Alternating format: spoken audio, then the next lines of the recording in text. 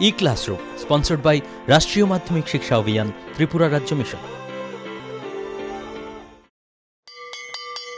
মাধ্যমিক স্তরের শিক্ষার গুণগত মানকে সুনিশ্চিত করার লক্ষ্যে রাষ্ট্রীয় মাধ্যমিক শিক্ষা অভিযান, ত্রিপুরা রাজ্য মিশন কর্মরত মাধ্যমিক স্তরের শিক্ষক ও বিদ্যালয় প্রধানদের প্রশিক্ষণ, বিজ্ঞান শিক্ষণ সামগ্রী প্রদান, ছাত্রীদের আত্মরক্ষামূলক প্রশিক্ষণ, মেধায় পিছিয়ে পড়া ছাত্রছাত্রীদের বিশেষ শিক্ষাদান, প্রতিবন্ধীদের জন্য অনুদান, রাজ্যে কলা উৎসব আয়োজন সহ অন্যান্য কর্মসূচি রূপায়ণ করছে। জানেন কি, বিদ্যালয় ছুট সারা দেশের একটি জ্বলন্ত সমস্যা। এই সমস্যা সমাধানে রাষ্ট্রীয় মাধ্যমিক শিক্ষা অভিযানের উদ্যোগে আগামী 1 জানুয়ারি থেকে সপ্তাহব্যাপী বিদ্যালয় ফিরে চলো কর্মসূচি গ্রহণ করা হয়েছে। 14 থেকে 16 বছর বয়সী সমস্ত ছেলে মেয়েদের মাধ্যমিক শিক্ষা সম্পূর্ণ করার জন্য আপনারা সবাই এগিয়ে আসুন। মাঝপথে যারা লেখাপড়া ছেড়ে দিয়েছো বন্ধুরা, তোমরা বিদ্যালয়ে আবার ফিরে এসো। রাষ্ট্রীয় মাধ্যমিক শিক্ষা অভিযান।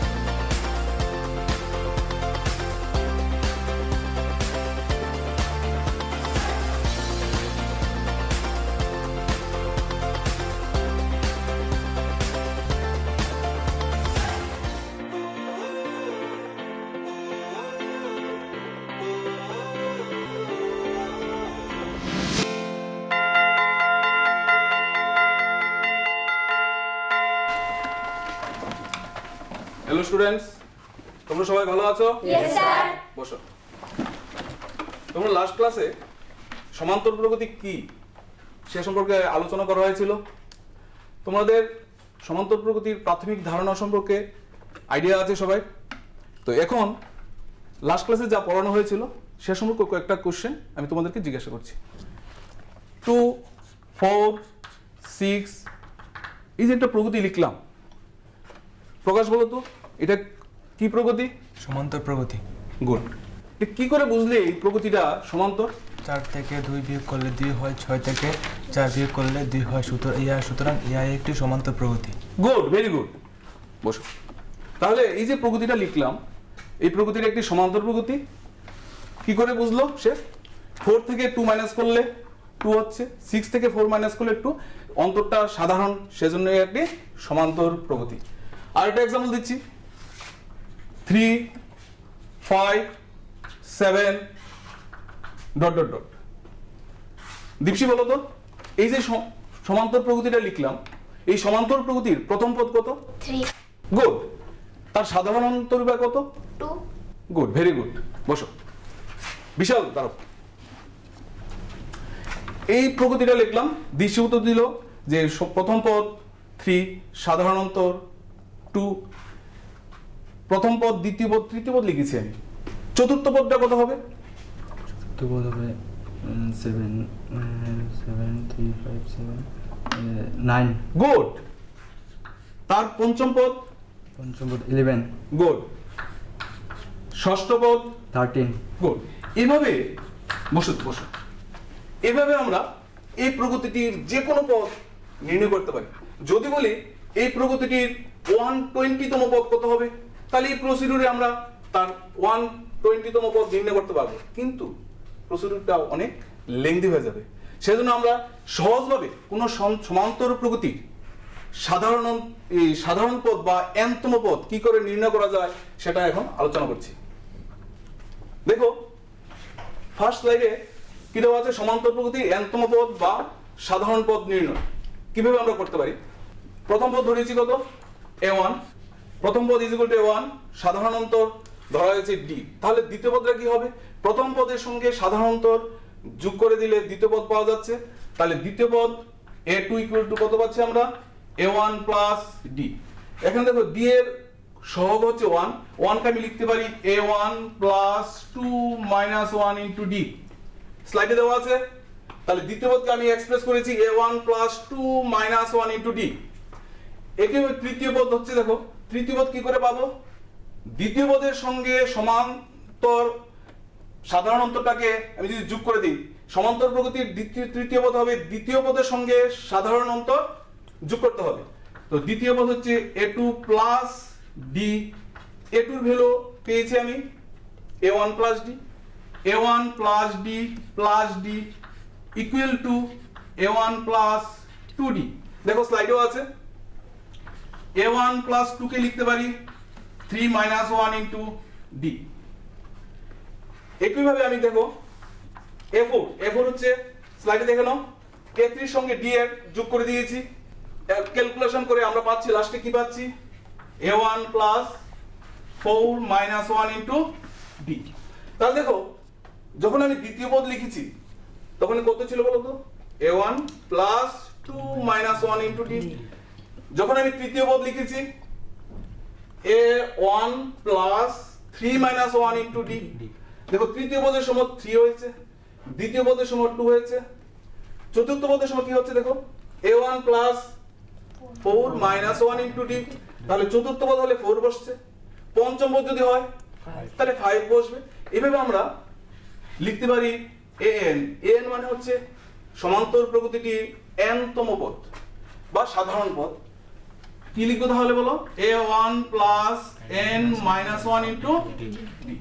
তাহলে এই যে রেজাল্টটা পাওয়া গেল, এটা একটা সূত্র রূপে লিখতে পারি আমরা। এই সূত্রটা হচ্ছে যে কোনো সমান্তর প্রকৃতির n-তম পদ ইকুয়াল টু হলো প্রথম পদ প্লাস পদ সংখ্যা মাইনাস 1 ইন্টু সাধারণ পদ। এই সূত্রের সাহায্যে যে কোনো প্রকৃতির যে কোনো তম পদ সহজভাবে আমরা বের করতে পারি। দেখো একটা एग्जांपल দিয়ে বোঝাচ্ছি। ধরো 3 5 7 9 ডট ডট ডট একটা প্রকৃতি। এই প্রকৃতিটি আমি কয়টা পদ লিখলাম এখানে? চারটি পদ লিখলাম। যদি বলি এই প্রকৃতিটির দশম পদ কত? প্রকৃতিটি কত? দশম পদ। দশম পদ হচ্ছে t10। t10 মানে 10th টার্ম, দশম পদ। ফর্মুলাটা কি ছিল আগে যে লিখেছিলাম, এখন লেখা আছে প্রথম পদ। এখানে প্রথম পদ কত বলো? 3 প্লাস পদ সংখ্যা কি আছে বলো তো? n। n এখানে কত বলেছি? দশম পদ। n এর জায়গা হবে 10 মাইনাস 1 ইনটু d। d হচ্ছে সাধারণ অন্তর। সাধারণ অন্তর দেখো 5 থেকে 3 মাইনাস করলে কত হবে? 2 equal two 3 plus 9 into 2 equal two 3 plus 80 equal to. তাহলে খুব সহজভাবে আমি এই প্রকৃতিটির 10তম পদ বের করেছি। এইভাবে যদি বলি আমি 25তম পদ কত বের করতে পারবে? আর একটা एग्जांपल দিচ্ছি দেখো।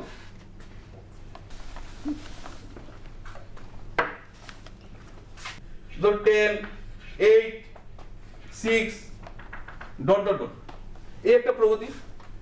এই প্রগতিটি এমন 6 এর পর 4 এমন একসঙ্গে গিয়ে শূন্য পাবো। কোশ্চেন হচ্ছে এই প্রগতিটির কততম পদ শূন্য হবে? তো ধরে নেই এই প্রগতিটির n-তম পদ শূন্য।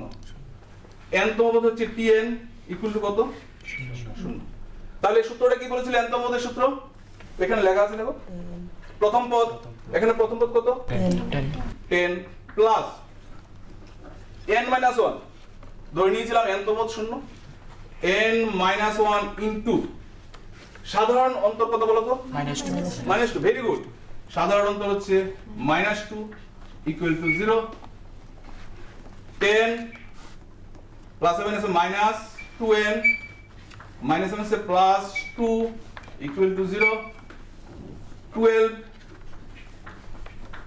Minus 2n equal to 0। 2n equal to 12, n equal to 12 divide by 2 equal to 6। তাহলে আমরা কি পেলাম? n is equal to 6। অর্থাৎ এই যে প্রগতিটা লিখেছিলাম সেই প্রগতি 6তম পদ কত হবে? শূন্য।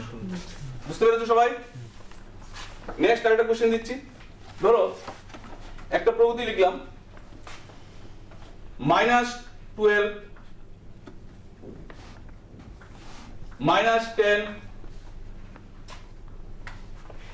minus 8 minus 6 ডট ডট একটা প্রগতি। কোশ্চেনটা হচ্ছে এই প্রগতিটি প্রথম ধনাত্মক পদ কোনটি? ধরি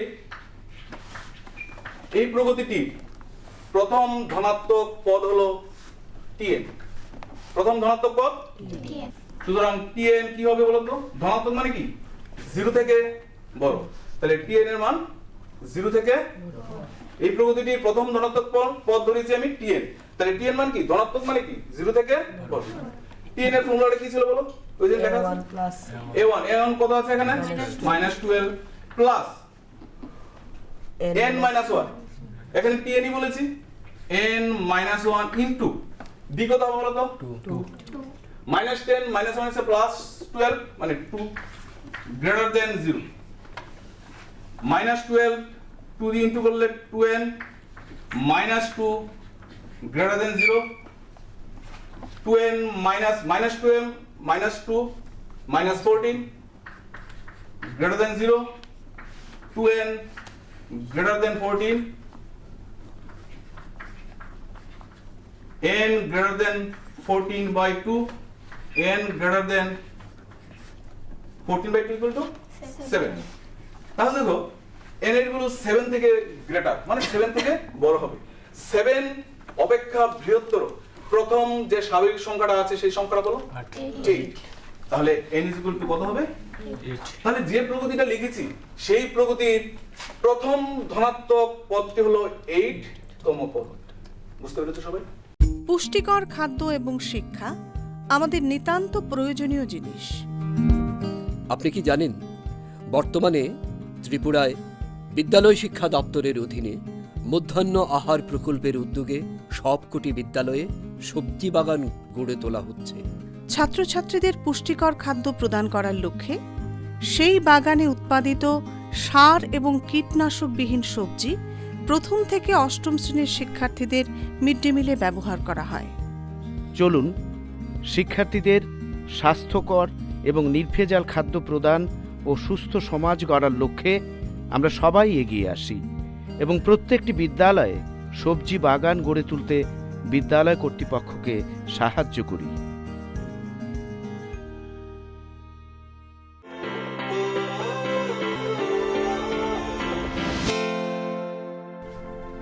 এবার দেখো আমি যখন যে এই যে n-তম পদ নির্ণয় করেছি, কি করেছি?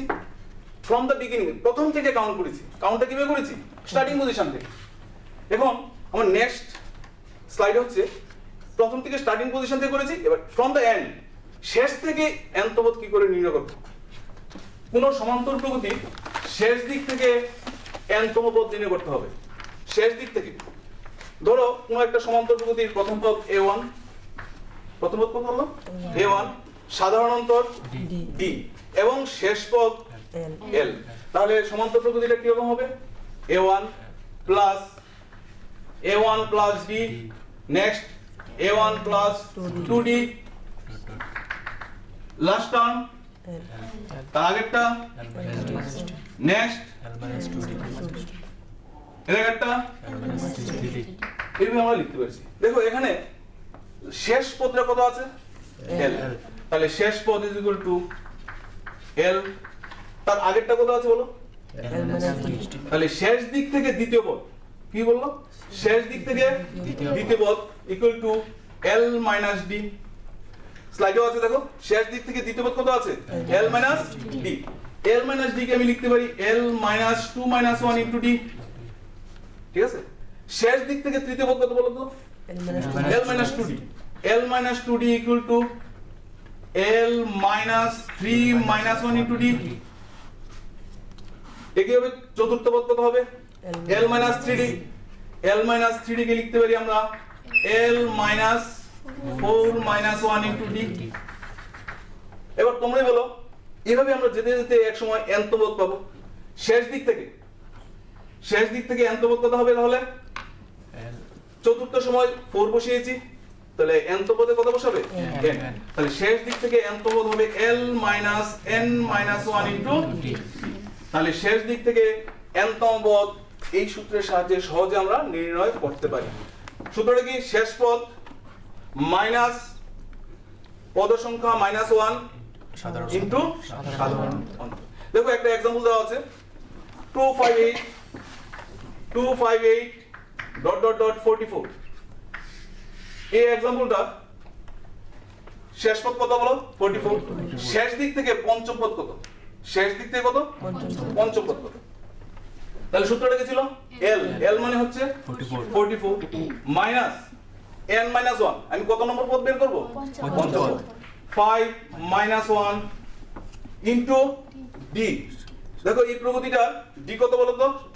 3। মানে 5 - 1 3 ইকুয়াল টু আমরা সহজভাবে ক্যালকুলেশন করতে পারি 44 মাইনাস 3 ইনটু 4 12 ইকুয়াল টু 32। তাহলে এই প্রগতিটি শেষ দিক থেকে পঞ্চম পদ কত? 32। তাহলে যদি বলে পঞ্চম পদ নির্ণয় করো তাহলে কাউন্ট করতে হবে ফ্রম বিগিনিং, প্রথম দিক থেকে। যদি বলে শেষ দিক থেকে কাউন্ট করো পঞ্চম পদ, তাহলে এই সূত্রের সাহায্যে সহজেই আমরা নির্ণয় করতে পারি। ঠিক আছে, এবার দেখো যদি তিনটি পদ, নেক্সট স্লাইড দেখো, যদি তিনটি পদ সমান্তর প্রকৃতিতে থাকে, যদি তিনটি পদ সমান্তর প্রকৃতিতে থাকে, এ বি সি ধরে নিলাম তিনটি পদ সমান্তর প্রকৃতিতে আছে, তাহলে সমান্তর মানে কি? সমান অন্তর। তাহলে দ্বিতীয় থেকে প্রথমটা মাইনাস করলে যা হবে, তৃতীয় থেকে দ্বিতীয়টা মাইনাস করলে একই হবে। তাহলে বি মাইনাসে যেহেতু তারা সমান্তর প্রকৃতিতে আছে, তাহলে বি মাইনাসে ইকুয়াল টু কত হবে? C minus D. কেন হয়েছে? অন্তর সমান। তাহলে মাইনাস বি এদিকে নিয়ে আসলে plus B, B plus B is equal to minus A ওইদিকে নিয়ে যায় plus C, 2b is equal to a plus C. স্লাইডেও আছে দেখো, b is equal to a plus C divided by 2। তাহলে দেখো a আর c এর মধ্যে আছে না b, তাহলে b কে বলা হচ্ছে সমান্তরীয়। কেন তারা সমান্তরীয়? b কে বলা হচ্ছে কারণ a b c সমান্তর প্রকৃতিতে আছে, সেজন্য আমরা b কে বলবো সমান্তরীয় মধ্যক। কার সমান্তরীয় মধ্যক? a এবং c এর সমান্তরীয় মধ্যক b। এবার দেখো 5 এবং 7 এর সমান্তরীয় মধ্যক কত হবে? 5 এবং 7 এর প্রকাশ বলো তো? 5 plus 7 divided by 2 is equals to 5 plus 7 divided by 2 equal to 6, 12 by 2 equal to 6। আরেকটা কোশ্চেন দিচ্ছি, 2 এবং 6 এর সমান্তরীয় মধ্যক বসো, কত হবে? 4 কি করে করেছো? Sir 2 plus 6 is equal to 8 divided by 2 is equal to 4। Very good.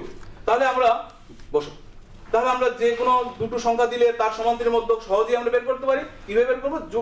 যোগ করে 2 দিয়ে ডিভাইড করে দিলেই আমরা সমান্তরীয় মধ্যকটি পেয়ে যাব।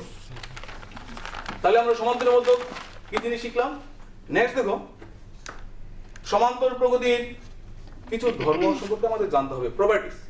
যদি কতগুলি সংখ্যা সমান্তর প্রকৃতিতে থাকে, প্রত্যেকটি পদের সহিত যদি একটি নির্দিষ্ট সংখ্যা যোগ করা হয়, তাহলে নতুন যে সংখ্যাগুলি পাবো তারও সমান্তর প্রকৃতিতে থাকবে। এবার সমান্তর প্রকৃতিযুক্ত সংখ্যাগুলি থেকে প্রত্যেকটি থেকে যদি একটি নির্দিষ্ট সংখ্যা বিয়োগ করা হয়, তাহলে যে নতুন সংখ্যাগুলি পাবো তারা কি হবে? সমান্তর প্রকৃতি থাকবে। দেখো 3 নম্বর প্রপার্টি আছে, কোন সমান্তর প্রকৃতিভুক্ত প্রত্যেকটি পদকে যদি কোনো নির্দিষ্ট পদ দিয়ে গুণ করা হয়, তো ওই নির্দিষ্ট পদের মানটা কখনো শূন্য হতে পারবে না। তাহলে যে নতুন সংখ্যাগুলি পাবো তারও কি হবে? সমান্তর প্রকৃতিভুক্ত হবে।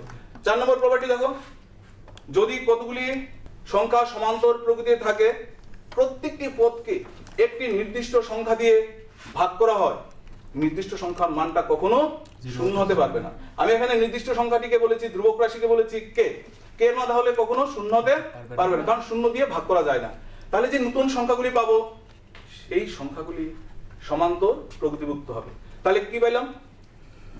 সমান্তর প্রকৃতিভুক্ত প্রত্যেকটি পদের সহিত যদি একটি নির্দিষ্ট সংখ্যা যোগ করা হয়, বা প্রত্যেকটি পদ থেকে একটি নির্দিষ্ট সংখ্যা বিয়োগ করা হয়, বা প্রত্যেকটি পদকে যদি একটি নির্দিষ্ট সংখ্যা দিয়ে গুণ করা হয়, বা প্রত্যেকটি পদকে একটি নির্দিষ্ট সংখ্যাটি দিয়ে ভাগ করা হয়, নির্দিষ্ট সংখ্যার মান শূন্য হবে না, তাহলে যে নতুন সংখ্যাগুলি পাবো তারা সমান্তর প্রকৃতিভুক্ত হবে। লাস্ট একটা প্রপার্টি আছে দেখো, একটা এক্সাম্পল দিয়ে ডিসকাস করছি। দেখো, যদি কোনো সমান্তর প্রকৃতির প্রথম পদ a1 হয়, দ্বিতীয় পদ a2 হয়, তৃতীয় পদ a3 হয়, লাস্ট পদ যদি বা nতম পদ যদি an হয়, তাহলে প্রকৃতিটাকে আমি কিভাবে লিখতে পারি? a1 a2 a3 dot dot dot an, তার আগেরটা হবে an minus 1 n minus 2 n minus 3 dot dot dot. তাহলে দেখো, লাস্ট প্রপার্টি হচ্ছে প্রথম পদ আর শেষ পদ যদি যোগ করি তাহলে কত হবে বলো তো? a1 plus an, a1 plus an, এদিকের থেকে দ্বিতীয়, এদিকের থেকে যদি দ্বিতীয়, প্রথম দিক থেকে দ্বিতীয়, শেষ দিক থেকেও দ্বিতীয়, যোগ যদি করি তাহলে কি দাঁড়াবে? a2 plus an minus 1। তার ভ্যালুটা প্রথম এবং শেষ পদের যোগফলের সমান। আবার দেখো, এদিকের থেকে যদি তৃতীয় পদ নেই, শেষ দিক থেকেও যদি তৃতীয় পদ নেই, তাহলে কি দাঁড়াবে? a3 plus an minus 2।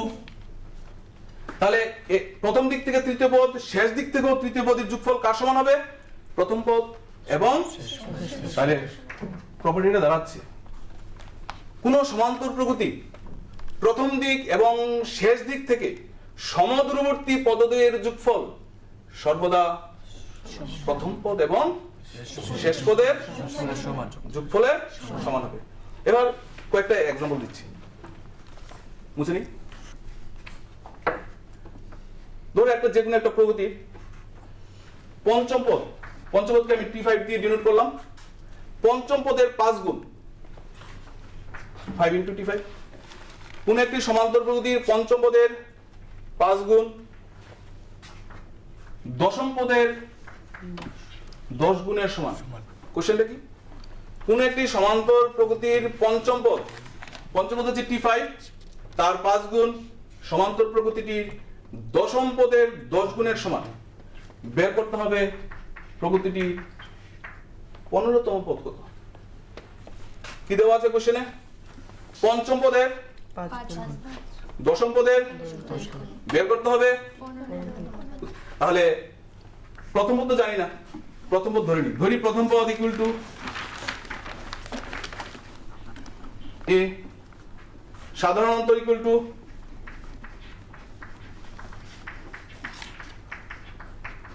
b। প্রথম পদ কত ধরেছি? a, সাধারণ অন্তর b। তাহলে t5 টা কি হবে বলো তো? t5 কত হবে? 5 into t5, t5 টা কত হবে বলো তো? a plus 5 minus 1 into d, a plus 5 minus 1 into d is equal to 10 into দশম পদের কিভাবে লিখতে পারি আমরা? a plus বলো, তোমরা বলো 10 minus 1 into d। তাহলে দেখো ইনটু করে দেই 5a 5 minus 1 কত বলো? 4।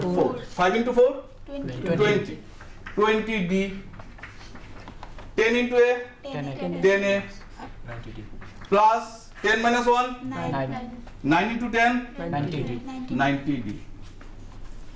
5a minus 10a 5a minus 10a is equal to 90d minus side change করলে প্লাসটা মাইনাস হয়ে যাবে।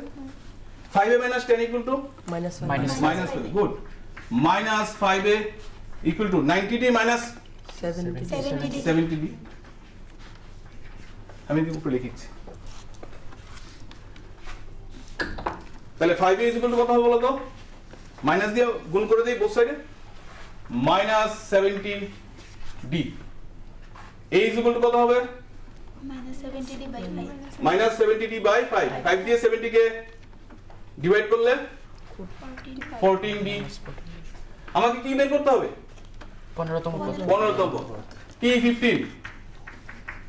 is equal to a plus 15 minus 1 into d is equal to a plus 14d।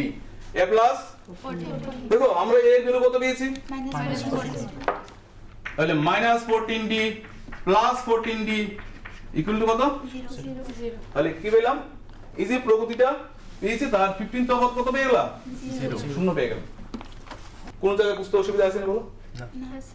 এবার এতক্ষণ ধরে যে আলোচনা হয়েছে সেই আলোচনা থেকে আশা করি তোমরা বুঝতে পেরেছো। কারো কোথাও কনফিউশন আছে? না স্যার। তো আমরা এই যে টপিকটা করিয়েছি তার উপরে কিছু হোমওয়ার্ক দিচ্ছি, সেই হোমওয়ার্কটা দেখে নাও তোমরা। দেখো এখানে আমি 6 কোশ্চেন দিয়ে দিয়েছি। হোমওয়ার্কটা করলে কি হবে, বাড়িতে গিয়ে হোমওয়ার্কটা করবে, ফলে কি হবে যে সমান্তর প্রগতি যে আইডিয়াটা পেয়েছো সেই আইডিয়াটা আরো সুদৃঢ় হবে, আরো ভালোভাবে বুঝতে পারবে। তোমরা বাড়িতে করে নিও। আজ এখানেই থাক, আশা করি তোমরা ভালো থাকবে। যদি কোথাও অসুবিধা হয় নেক্সট ক্লাসে ডিসকাস করা হবে, ঠিক আছে? Thank you sir.